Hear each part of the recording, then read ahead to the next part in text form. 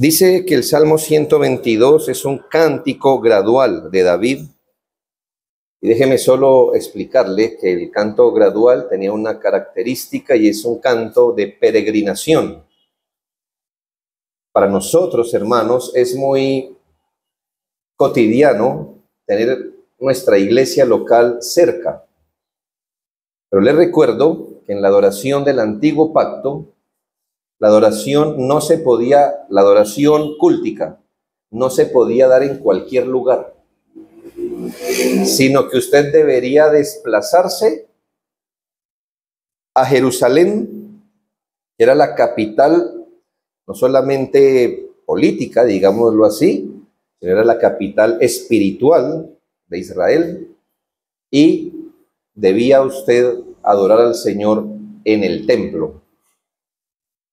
Entonces, si así fuera, vamos a suponer, es un ejemplo, que nosotros fuéramos adoradores del antiguo pacto y Colombia fuera ese lugar. ¿A dónde le tocaría ir a adorar al Señor? Sí, hermanos, a Bogotá. Y allí debería haber un templo donde ir. Era imposible ir cada semana, ¿no cree? Pero había temporadas específicas donde todos podíamos ir. En una de esas fue donde el Señor Jesucristo se perdió, ¿recuerda? De sus padres. Bueno. Y así era, hermanos. El cántico gradual es ese canto del peregrino que sale de su tierra, caminando a Jerusalén, con la esperanza de poder hacerlo al menos una vez al año, adorar al Señor en el templo. Bien, dice la Biblia, Salmo 122, yo me alegré con los que me decían, a la casa de Jehová iremos. Nuestros pies estuvieron dentro de tus puertas, oh Jerusalén. Jerusalén, que se ha edificado como una ciudad que está bien unida entre sí, y allá subieron las tribus de Jehová o de Jah, conforme al testimonio dado a Israel, para alabar el nombre de Jehová. Porque allá están las sillas del juicio, los tronos de la casa de David.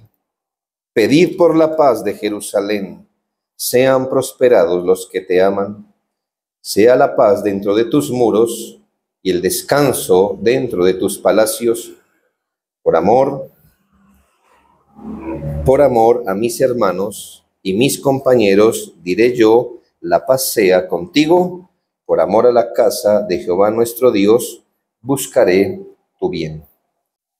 Deseamos extraer de este salmo algunas lecciones importantes sobre la iglesia de Jesucristo. Y a primera vista podría parecer inusual derivar una enseñanza eclesiológica, es decir, de la iglesia del nuevo pacto, desde un texto del antiguo pacto. Sin embargo, es legítimo si se sabe hacer. Y debido, hermanos, a que hoy es muy fácil y es muy probable que la mayoría de ustedes haya sido entrenado en una interpretación bíblica que sigue haciendo hoy de Israel el pueblo de Dios, a usted le cueste acercarse a un texto así. Y creo, hermanos, que esa es una de las diferencias fundamentales de las iglesias de orientación reformada con respecto a otras enseñanzas. Que nosotros, hermanos, entendemos que el pueblo de Dios, más bien el pueblo de Israel, fue el pueblo que tipificó al pueblo de Dios.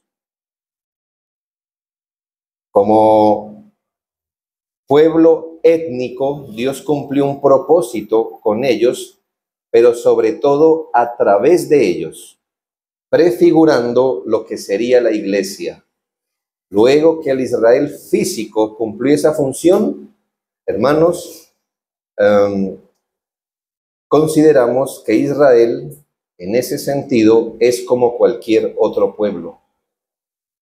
El Señor solo ha tenido un pueblo sobre esta tierra y lo conforman los creyentes en el Señor.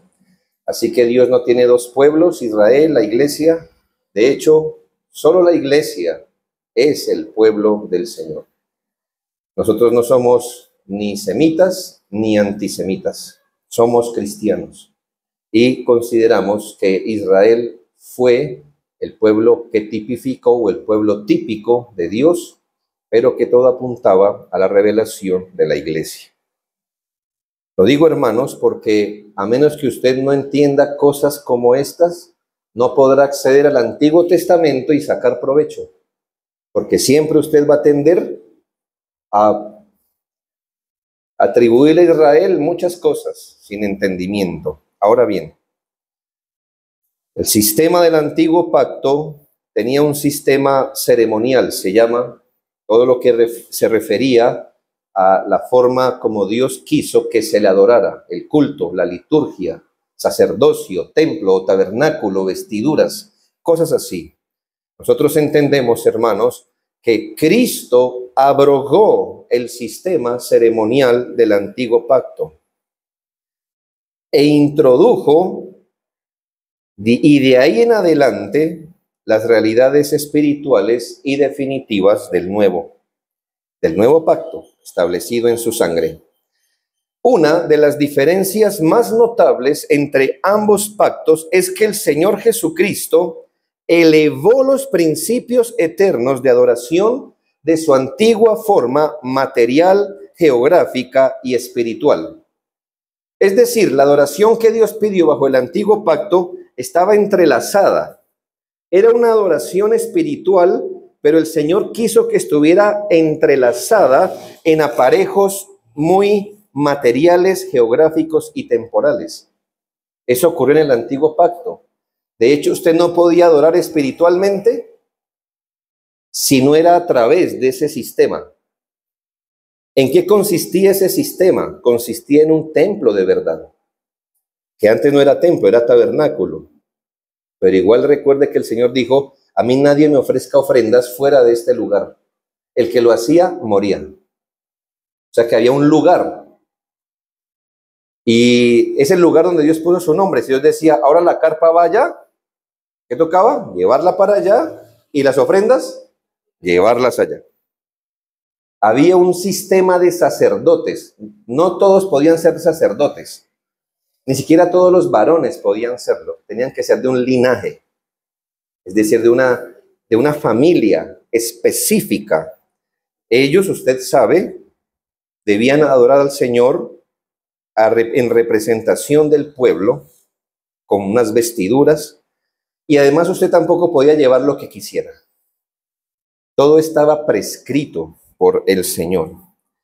Luego que el tabernáculo desapareció fue porque el pueblo se asentó en la tierra, así que tenemos ya un lugar geográfico, Israel, tenemos un templo, tenemos una capital que es Jerusalén, tenemos un rey que no era cualquier persona, era un rey de la línea de David, un templo material, sacerdotes descendientes de Aarón, de una genealogía particular, levitas que les ayudaban, sacrificios externos y asuntos así. La adoración del antiguo pacto, aunque espiritual, se daba en esas formas temporales. Pero cuando apareció el Señor, y esta es la gran relevancia de que usted entienda Juan 4, el Señor Jesús habló con la samaritana y declaró el principio permanente de la adoración verdadera. ¿Y qué hizo el Señor? Esa adoración espiritual que estaba amarrada a los asuntos físicos, materiales, territoriales, la levantó de ese aparejo. ¿Cómo? Bueno, en Juan 4, 21 al 24, la hora viene, le dice el Señor a la samaritana, cuando ni en este monte de Samaria, ni en Jerusalén adoraréis al Padre. ¿Qué estaba diciendo el Señor? Que ya la adoración no iba a ser con referencia ni al lugar ni al templo físico. La hora viene cuando ni en este monte ni en Jerusalén adoraréis al Padre. Luego dice, mas la hora viene y ahora es cuando los verdaderos adoradores adorarán al Padre en espíritu y en verdad, porque también el Padre tales adoradores busca que le adoren. Dios es espíritu y los que le adoran en espíritu y en verdad es necesario que le adoren. Cristo, con estas palabras, desplazó el centro de la adoración de un lugar geográfico a una realidad espiritual. Ya no es Jerusalén el sitio del culto, ni el linaje sanguíneo es el requisito, ni los sacrificios materiales son los medios. La adoración del nuevo pacto pertenece a los regenerados, a los justificados, a los creyentes.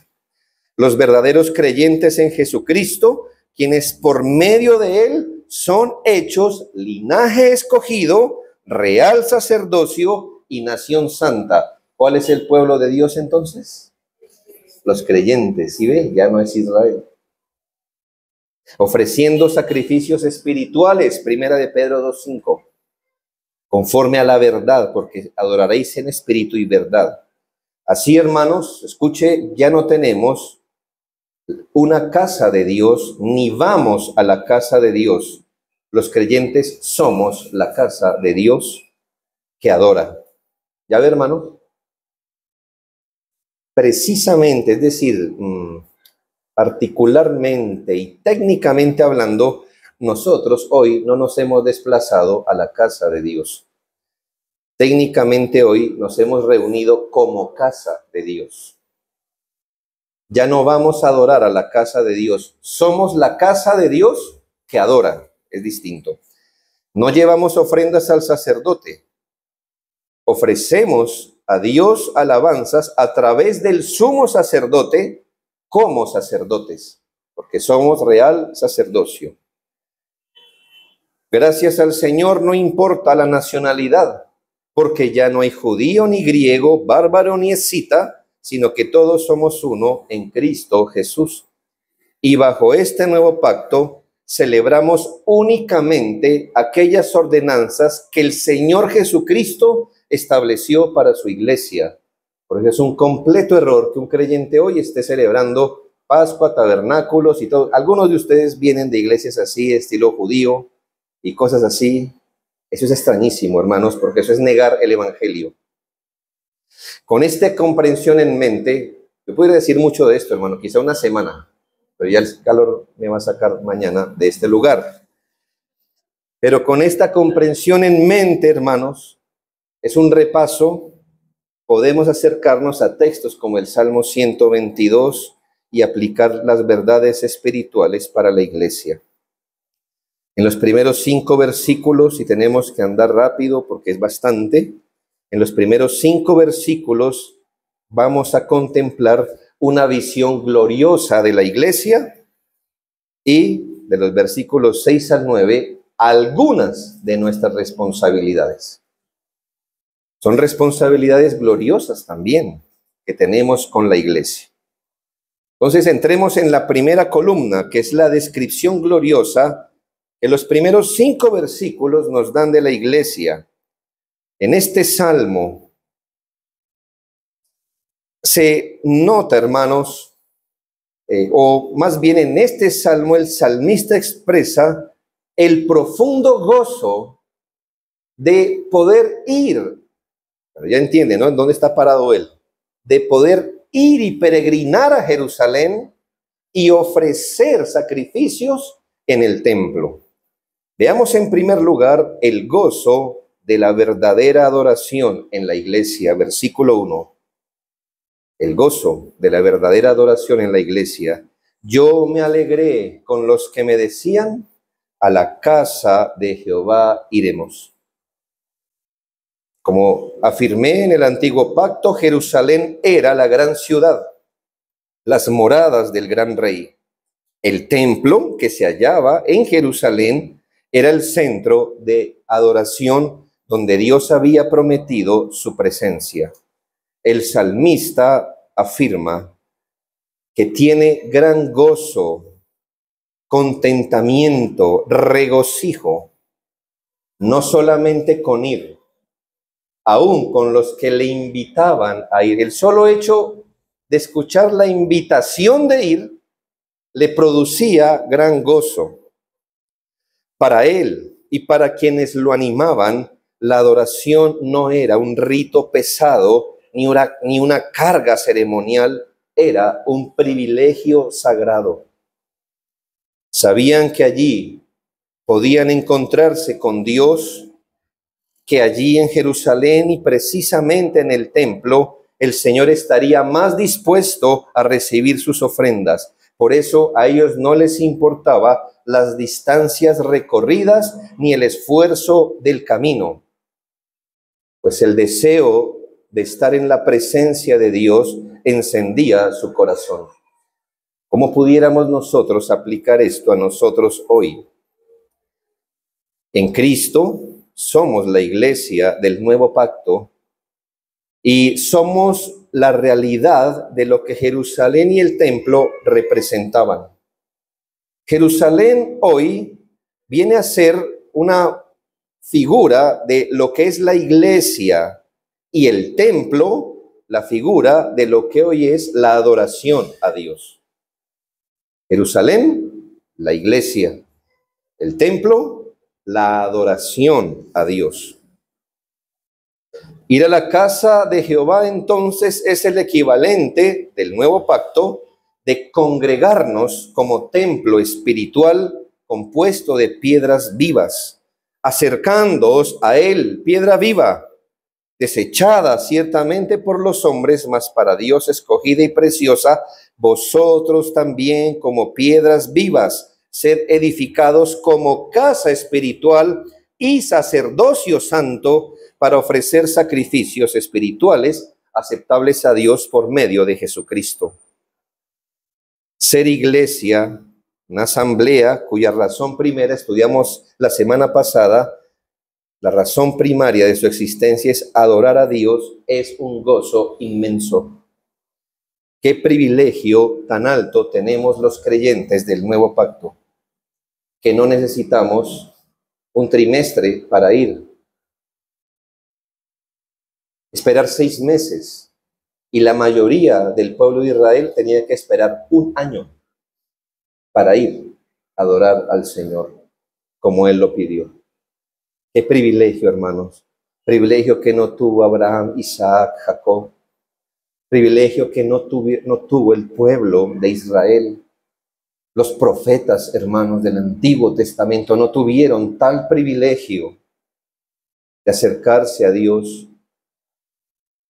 de la forma en que nosotros lo hacemos. Y esto gracias a Jesucristo, nuestro Señor. Qué gozo ser hoy la Jerusalén de Dios. Y qué privilegio poder adorarle a Dios con sacrificios espirituales como sacerdocio santo y ofrecer al Señor aquellas cosas que Él nos ha indicado que quiere recibir de nuestra mano. Pero hermanos, también es un gozo como iglesia tener hermanos que nos motivan a congregarnos, nos animan a ofrecer sacrificios espirituales al Señor.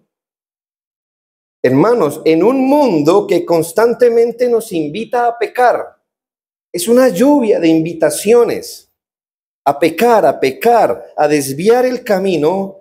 Hermanos, ¿qué tal esta invitación? Vamos a adorar al Señor. Aún la sola invitación santifica nuestro corazón, ¿no creen? Ese asunto que a veces damos por sentado, nos vemos el domingo. Qué invitación tan santificante, ¿no cree, hermanos? No sé cuántas invitaciones de esas usted recibe entre semana. Cosas así, tan altas, tan sublimes, tan estimulantes. Hermanos, nos vemos en el culto de oración. Con la invitación que hacemos a los no creyentes, le invito a las reuniones de la iglesia. Son invitaciones sagradas, hermanos, que reflejan un corazón encendido por la adoración al Señor. Pero aún cuando tropezamos y nuestro corazón se enfría y no hallamos ese ánimo de estar en nuestros grandes privilegios, El apóstol Pablo enseñó y considerémonos unos a otros para estimularnos al amor y a las buenas obras, no dejando de congregarse como algunos tienen por costumbre, sino exhortándoos y tanto más cuando ves que aquel día se acerca. Así que no hay que mirar mal al hermano que nos anima a volver a nuestras responsabilidades cuando el corazón se pone frío. Hay gente que no le gusta que le pregunten por qué no vino o, hermano, le animo a ir a la iglesia, se sienten incomodadísimos. Bueno, ¿qué espera que haga la iglesia? ¿Que le diga que está bien? ¿Qué espera que haga una iglesia bíblica? ¿Que cuando usted no venga lo olvide? ¿O le diga, bien, así, libertad, chévere? No, hermanos. Usted llegó fue a una iglesia, no un grupo de superación personal donde a usted le dicen lo que usted quiere escuchar. Usted llegó a una santa congregación que tiene como fundamento y propósito de su existencia reunirse para adorar a Dios. Y si a usted ese temita no le gusta, creo que llegó al lugar equivocado. Un estadio, un circo, un restaurante podría ser un mejor plan para un corazón no regenerado, pero esa invitación es bíblica. Estimula nuestro corazón. ¿O qué quería que le dijera a una iglesia? Ay, sí, no, vaya al partido de fútbol del niño, porque, ¿verdad? ¿De verdad? Está bien desubicado, le digo.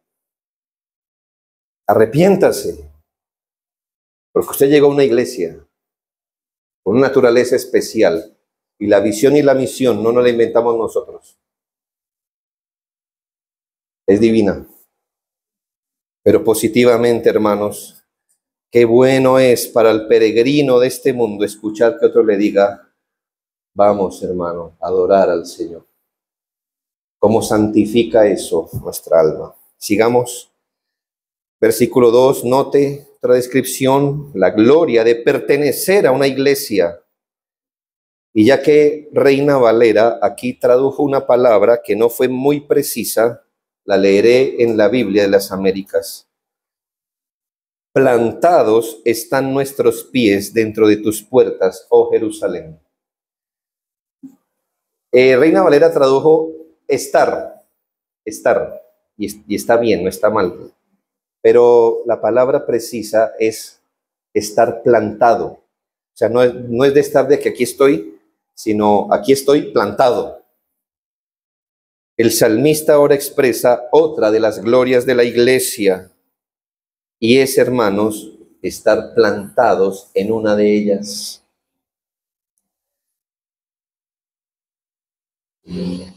Estar plantados dentro de las puertas de Jerusalén no es una imagen poética ni un ideal romántico. Es un acto de gracia, así como de obediencia. ¿Qué es plantarse? Es asentarse, echar raíces, participar plenamente del pueblo redimido. Este versículo 2 es un claro indicativo que no basta con asistir de manera ocasional a una congregación. Eso no es plantarse, hermanos. El visitante no se ha plantado. El creyente está llamado a plantarse en una iglesia, a ser una piedra viva dentro de ella. Solo así prospera el alma del cristiano cuando echa raíces en la casa del Señor. ¿Recuerda Salmo 92? Espero que sea el texto.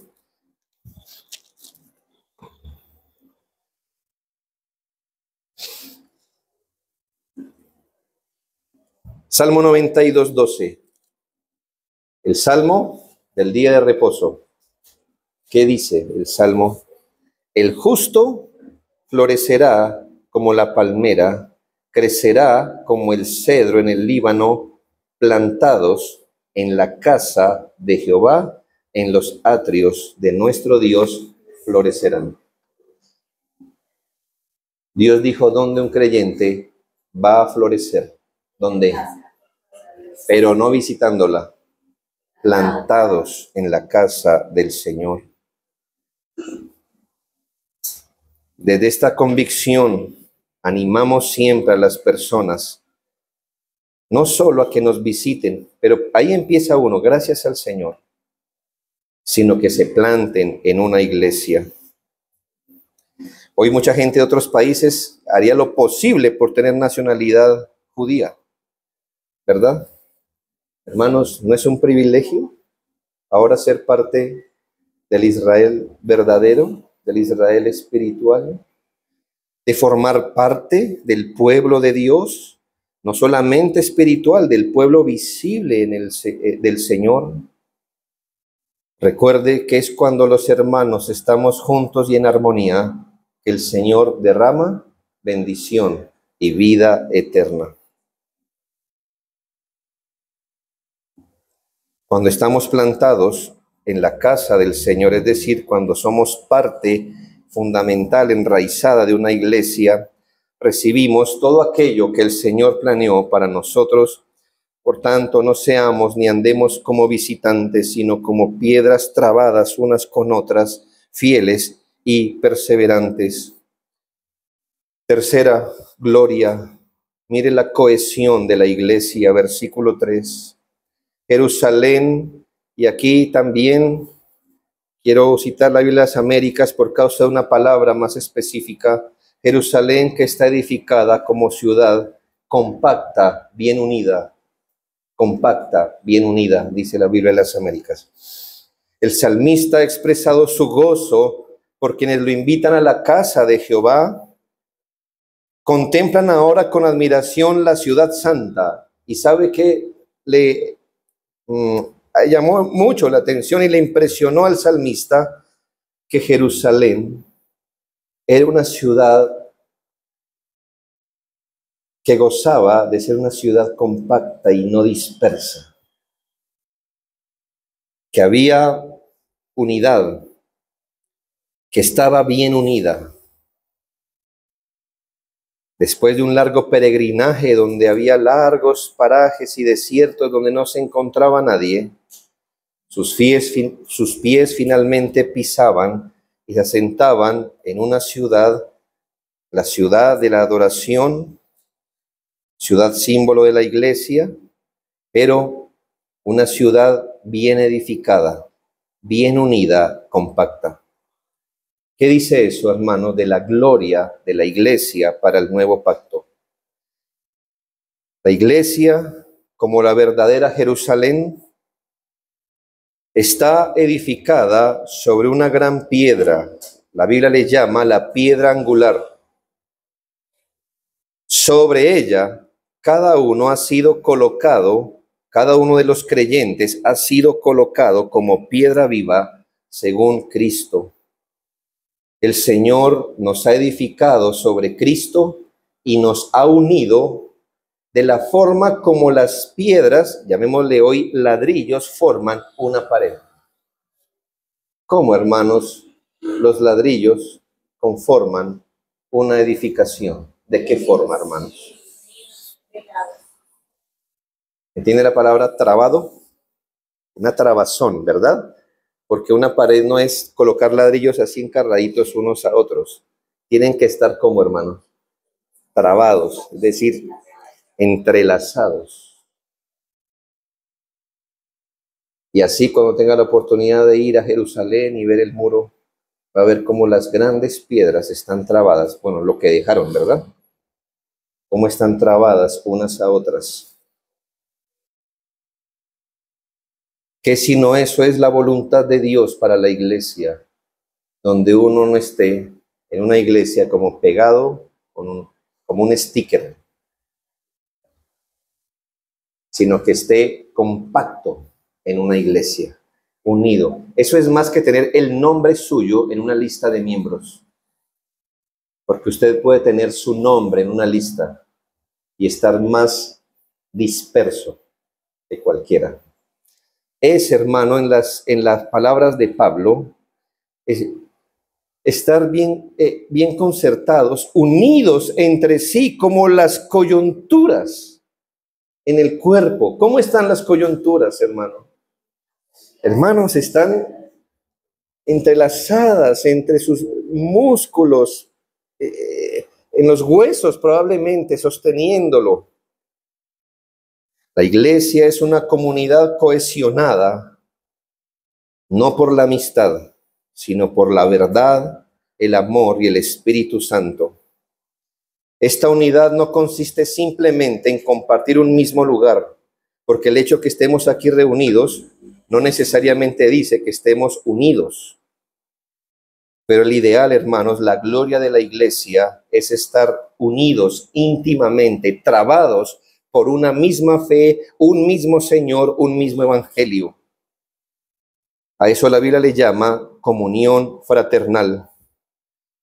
Cuando la iglesia vive así compacta, hermanos, es admiración para los peregrinos de esta tierra. ¿Por qué? Porque mirarán la unidad y dirán, Dios está entre ellos. Por eso también las disensiones, el espíritu sectario y en general cualquier desunión abren brechas en el muro, y Dios nos libre de hacer una brecha donde Dios puso piedras unidas. ¿Sabe qué es mejor que haga? Bueno, voy a decir palabras bíblicas. Quédate a un lado una gran piedra y al otro lado su cuello, y se bote a la represa de Betania, o la que está más cerca, Quimbo. Bonita, sí, pero allá es mejor que estar en una iglesia y trabajar para su desunión o para agrietarla. Esos ladrillos que hoy conforman la iglesia están cohesionados con la sangre de Cristo. No meta el taladro ahí donde Dios puso la sangre de su Hijo. Jamás lo haga. Porque la palabra de Dios dice, porque cualquiera que destruya este cuerpo, Dios lo destruirá a él. Así que, hermanos, mire la gloria de la iglesia, que Dios nos haya predestinado desde antes de los tiempos para una salvación tan grande, pero también para una unión tan grande con otros hermanos. Por favor, no asista a la iglesia. Venga a ser parte viva de la iglesia. No venga y cante como a la iglesia, venga y cante como iglesia. Apunte a eso. Cuarto, mire las convocaciones, la gloria de las convocaciones de la iglesia. Y allá subieron las tribus de Jah o Jehová, conforme al testimonio dado a Israel para alabar el nombre de Jehová. Imagínense el impacto, hermanos, de ver esto. Nos íbamos nosotros de un lugar peregrinando a Jerusalén, y ya cuando íbamos llegando encontrábamos que de todos los puntos de la tierra iban llegando, hermanos, otras tribus, igual que nosotros, que esperaron tanto tiempo para estar aquí. Hermanos, ¿no cree que eso alegraba el corazón de ver identidad? Este también es mi pueblo. Esos también son adoradores del Señor. No los veo siempre, pero ahora los puedo ver cómo vamos llegando a Jerusalén. Y por eso David se alegraba de ver ese paisaje. Esta imagen del Antiguo Testamento era gloriosa. Ver un pueblo dividido en tribus, ahora llegar a Israel, a Jerusalén, y convertirse, o más bien exhibir, que eran un solo pueblo, pese a que eran 12 tribus. Esta es una viva imagen de lo que es la iglesia. Así como aquellas tribus de Israel físico subían bajo el estandarte de la adoración, la iglesia, el Israel de Dios, también se congrega como una sola nación en Cristo. Tengo dos visiones de esto. La primera es cómo las diversas iglesias locales pueden compararse con esas tribus. Hoy día del Señor me parece ver eso, aunque no lo vea con los ojos. ¿Qué ha pasado desde que inició el día en Australia? Hermanos nuestros, muchas iglesias por donde va pasando, va saliendo el sol, por así decirlo. Muchas iglesias como nosotros se acercaron ya a adorar al Señor, Ahorita lo hacemos nosotros, más adelante nosotros, y cuando se vaya ocultando el sol, iglesias irán dando su culto vespertino, y así el Señor fue adorado. Puedo ver así la iglesia. Pero también puedo ver en esto las iglesias locales, hermanos, porque una iglesia local es diversa. Somos diversos en idiosincrasias, probablemente, en recursos económicos, somos diversos en las actividades que realizamos entre semana, en fin, somos tan diversos. Y aquí, hermanos, note cómo se borran las diversidades y formamos un solo pueblo. Aquí el que sabe leer mucho y el que no tanto, cantamos lo mismo esta mañana. Al que le fue bien, le fue mal, al enfermo y al sano, todos elevamos una oración al Señor. Se aplanaron las diferencias. Volvimos a reunirnos como un solo pueblo. Cada uno en sus familias, como pequeñas tribus, permítame decirlo así. Hombres, mujeres de distintos trasfondos formando una sola familia bajo un solo Señor. Y el texto añade, conforme al testimonio dado a Israel. Es decir, hermanos, que nos congregamos para hacer todas las cosas conforme al testimonio de Dios dado a la iglesia. Qué importante, hermanos. Por eso las iglesias de sana doctrina no necesariamente se distinguen por su tamaño, su fama, su influencia.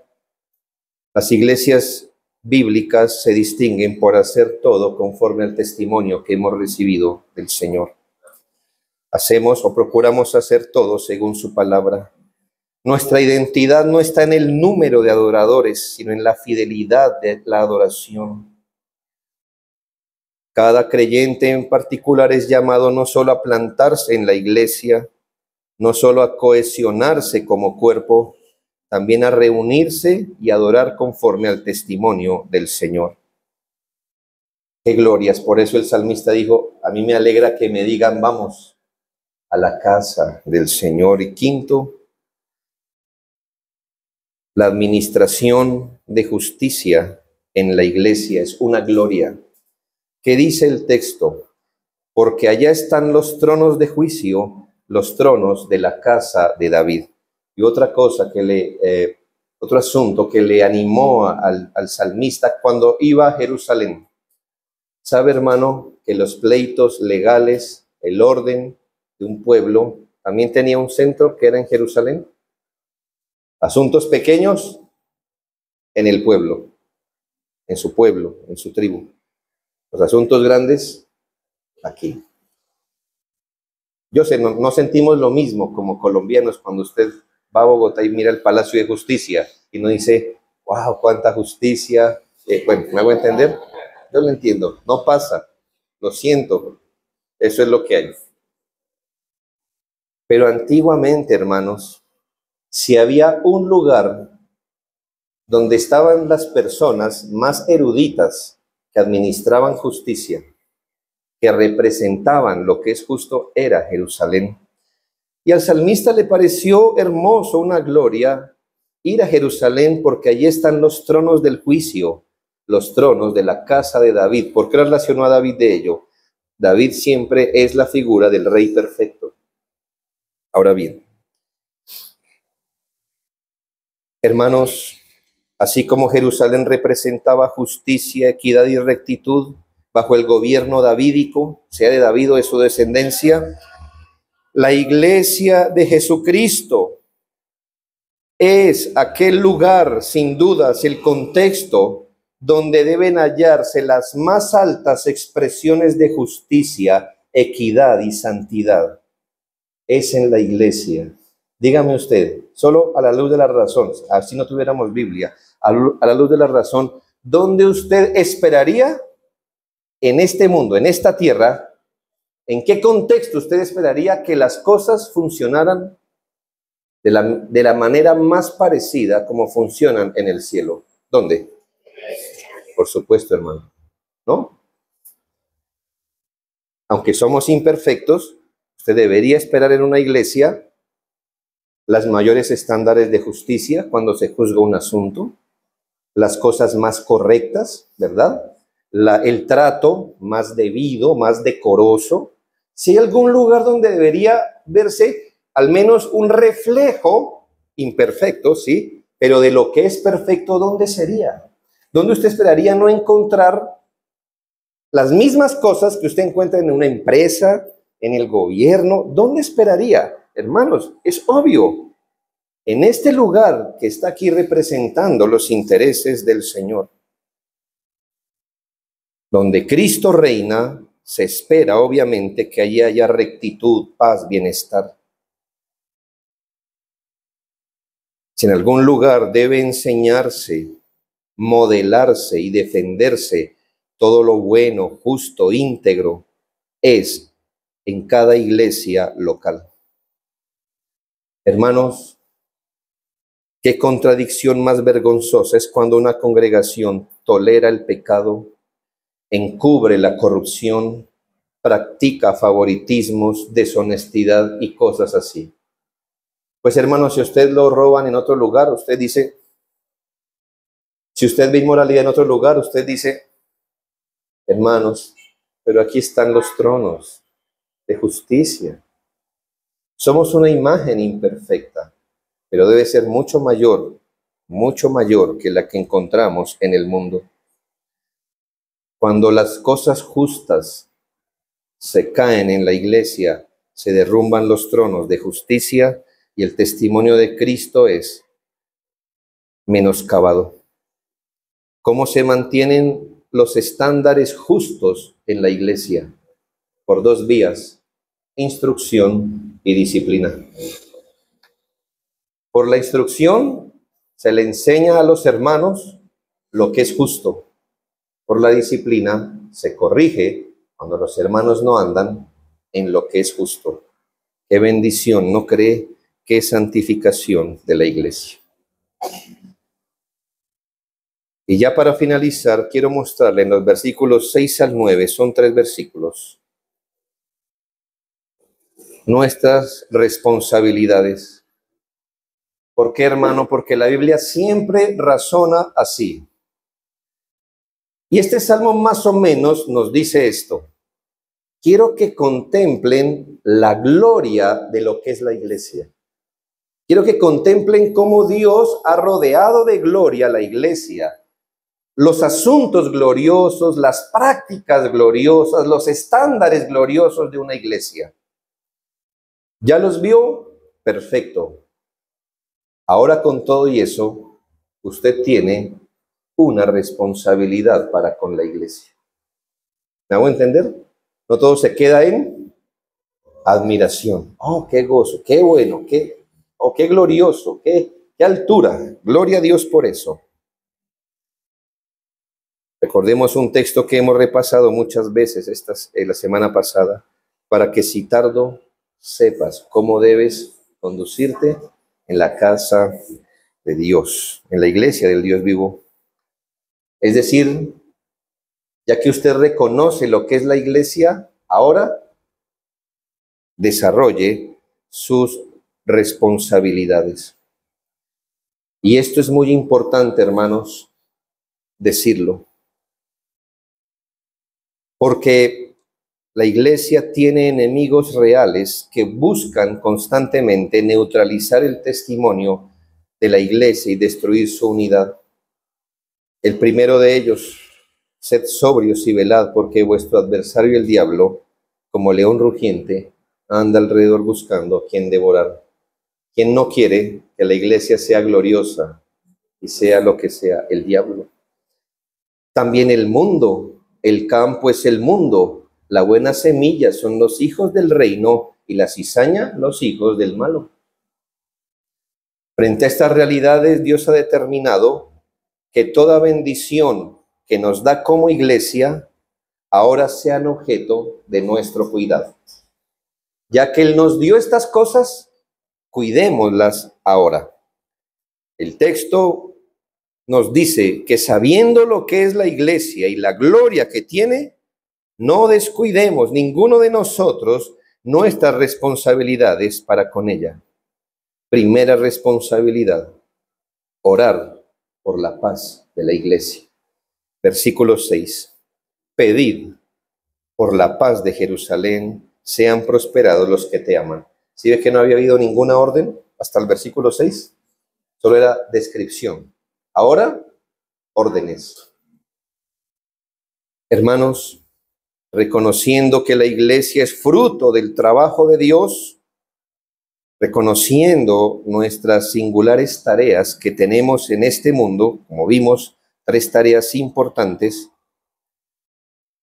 oremos por la iglesia. No orar a Dios permanentemente por el bien de la iglesia es una enorme contradicción e inconsecuencia. Las iglesias que no oran están afirmando que la iglesia es lo que nuestro propio esfuerzo puede hacer. Entonces, ¿para qué oramos si lo podemos hacer nosotros? ¿Ya? Es manifestar con el lenguaje de los hechos que la iglesia se sostiene por nuestros propios recursos y poder. Por eso es una verdadera pena las iglesias que no oran. En muchas iglesias la reunión de oración es una reunión pálida, poco frecuentada, descuidada. La reunión de oración es como una reunión opcional en muchas iglesias, de la que se puede disponer si hay una mejor cosita que hacer.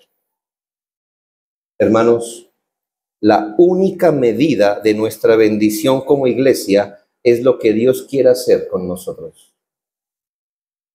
En otras palabras, esta iglesia no será más bendecida de lo que Dios quiera.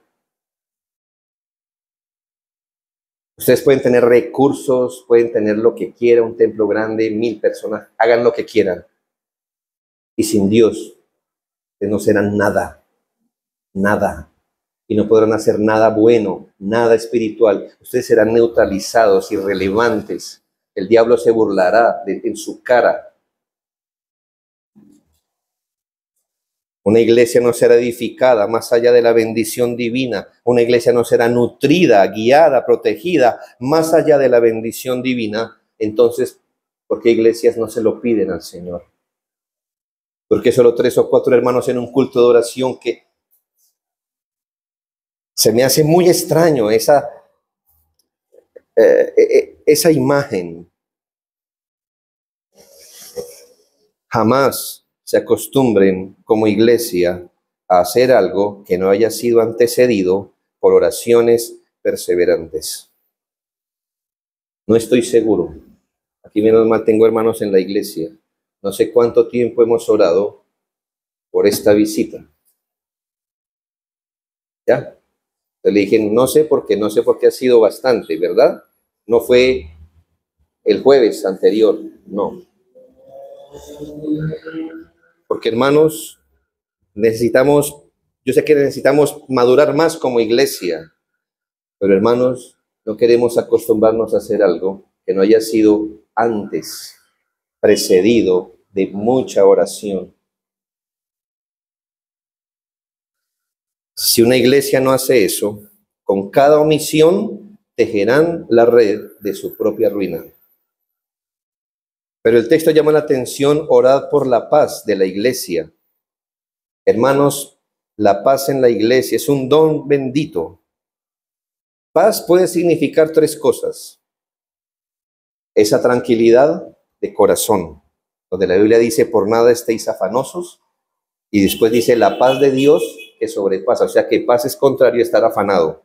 También paz, hermanos, puede ser ausencia de conflictos, es lo que dice la palabra de Dios. Entonces las iglesias tenían paz por toda Judea, es decir, no tenían conflictos.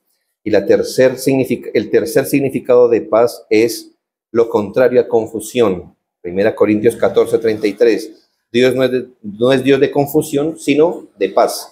O sea que paz es lo contrario a afán, paz es lo contrario a pelea y paz es lo contrario a desorden. Orad por la paz de la iglesia. ¿Qué significa eso? Oren para que ustedes puedan gozar de un corazón confiado en el Señor. Oren para que no tengan ni conflictos entre ustedes, ni conflictos afuera. Y oren, por favor, para que todo en la iglesia pueda hacerse en orden. Eso es orar por la paz del Señor.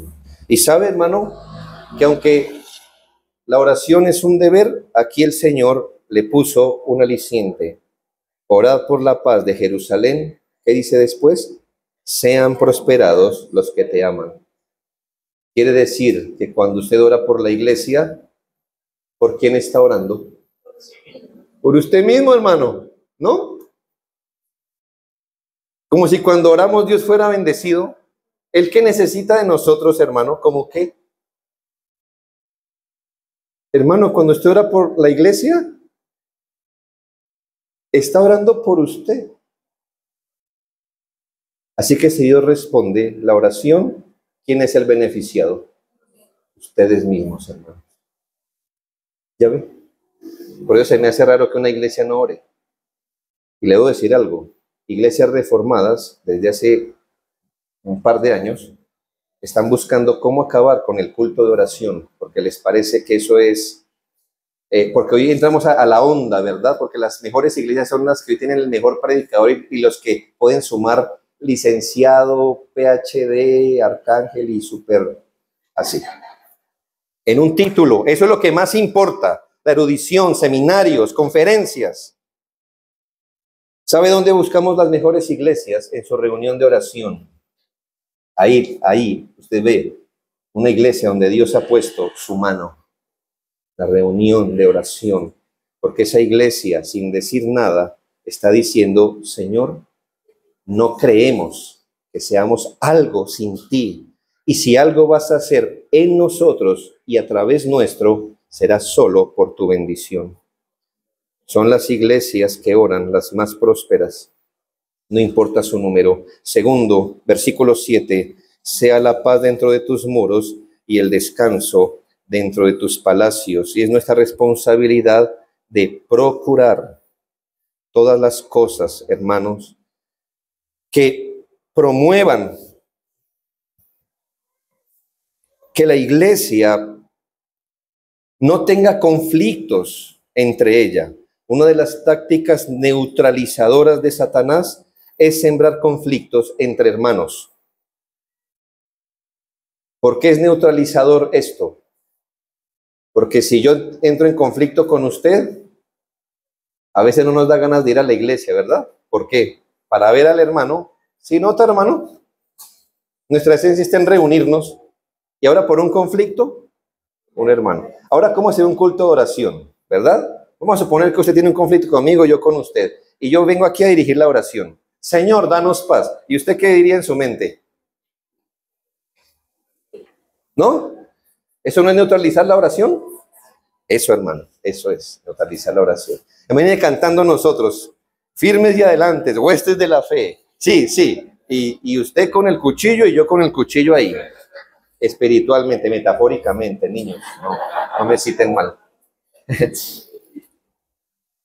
Hermanos, mantener la paz en la iglesia es un propósito enorme. Pero, hermanos, se lo debemos pedir a Dios también, así como trabajar. Se ora y se actúa. Sea la paz dentro de tus muros y el descanso dentro de tus palacios. Resulta contradictorio orar por la paz de la iglesia mientras se tiene un espíritu altivo, contencioso o indiferente. Todo creyente debe procurar con diligencia que haya orden, ausencia de conflictos, un ambiente de sosiego espiritual en el cuerpo de Cristo. Y el Señor nos ha dado muchas herramientas para preservar la unidad en el vínculo de la paz. No nos toca inventarlas ni sostenerlas por nuestro poder. Son recursos espirituales. Las iglesias deben ser un lugar de solaz espiritual entre nosotros, un refugio donde los creyentes hallemos reposo. Hermanos, muchos de ustedes viven en hogares conflictivos o soportan ambientes sociales caóticos, jornadas laborales complicadas, presiones constantes, como para que llegue usted a la reunión de la iglesia y encuentre lo mismo. No, hermanos, este es el pueblo de Dios. Por eso la iglesia debe ser un lugar de descanso para el alma cansada. Porque si todo está centrado en Cristo, quien es nuestro reposo, si todo está centrado en el Padre, fuente de toda consolación, si todo está centrado en el Espíritu Santo, Él es el promotor de nuestra paz. Aunque el texto enfatiza nuestro anhelo de paz, es específica en esto: la paz sea dentro de tus muros. O sea, sí, hermanos, oremos por no tener que pelear con ninguna iglesia, rivalizar. Hay iglesias distintas, hermanos, no queremos pelear con nadie. Pero oremos para que el Señor nos dé paz con las iglesias alrededor. Tenemos diferencias complejas con otras iglesias, lo entendemos, pero ese hecho no significa que vamos a pelear con todo el mundo, no. Esta iglesia, ni ninguna iglesia de Cristo, debe ser conocida por peleonera. La verdad hay que sostenerla, hermanos. Pero debemos evitar toda pelea que manche el nombre del Señor. ¿Pero qué dice? La paz sea dentro de tus muros. Tercera responsabilidad. Ya voy concluyendo. Nuestra responsabilidad de bendecir en amor a la iglesia. Por amor de mis hermanos y mis compañeros, diré yo, la paz sea contigo. Hermanos, la tercera vez que el texto nos habla de paz. Ore, trabaje, procúrelo, anhélelo, hasta con sus palabras.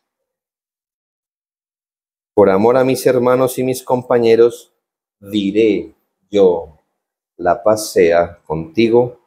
Una linda expresión que enriquece este argumento. Es noble el reconocimiento de lo que es la iglesia, hermanos, una familia especial bajo un mismo Padre, una sociedad más profunda en relaciones que los amigos, pues somos hermanos. No solo debemos orar y actuar por el bien de la iglesia, debo hacerlo con un motivo que dice allí. Mis deseos deben estar soportados ¿en qué? Versículo 8. ¿Me voy a entender? Mis anhelos, mi oración por la paz de la iglesia es con un fundamento especial. ¿Cuál? Por amor a mis hermanos. Debemos evitar, hermanos, el texto, con respeto lo digo, no diga esto: por interés a mis hermanos, que podamos vivir en paz. Es decir, como yo quiero un favor suyo, mantengámonos en paz. Como yo quiero un interés personal, tengo un interés personal, tengo una agenda específica, tratémonos bien. No, hermanos, ¿qué dice allí? ¿Cuál debe ser el motivo? Por amor a mis hermanos, diré yo, la paz sea contigo. Esto es porque le reconozco a usted como hijo de Dios, como hermano mío. Voy a orar, voy a actuar, voy a desear, voy a hablar lo que sea, con tal de que la paz del Señor esté con nosotros. No oro, no actúo, no deseo el bien de mis hermanos porque sean prestantes, famosos, influyentes, porque luego me pueden hacer un favor, sino porque son mis hermanos, hijos de un mismo Padre, en Jesucristo nuestro Señor. Finalmente, hermanos, nuestra responsabilidad de buscar en amor el bien de la iglesia. Por amor a la casa de Jehová nuestro Dios, buscaré tu bien. Ese debe ser, hermanos, uno de nuestros grandes propósitos. Siempre buscar el bien de la iglesia. Gente busca el bien de la iglesia por conveniencia, por ganar un nombre. Les gusta hacerle bien a la iglesia, no por amor, sino porque ellos están sembrando para su propia reputación y nombre. Y el versículo 9 es claro: ¿Sobre qué fundamento buscamos el bien de nuestros hermanos? Versículo 9, otra vez, la segunda vez, por amor a la casa de Jehová, buscaré tu bien. El mismo texto nos dice no solo que debemos buscar el bien de la iglesia, sino que debemos buscarla por amor a ellos, por amor a mis hermanos. Porque la iglesia no es algo, hermanos, son personas que Cristo redimió. Además, cuando amamos la iglesia, estamos expresando de muchas maneras amor a Dios. ¿Por qué? Queridos esposos, ¿no se sienten honrados cuando su esposa es honrada? Yo me he sentido muy honrado entre ustedes por ello. Ay, hermana Ángela, un agua fría. Hermanos, aunque yo no me la tome, hermanos, yo me siento honrado, porque está honrando, claro, debajo del cielo, lo que más aprecio, lo que más quiero.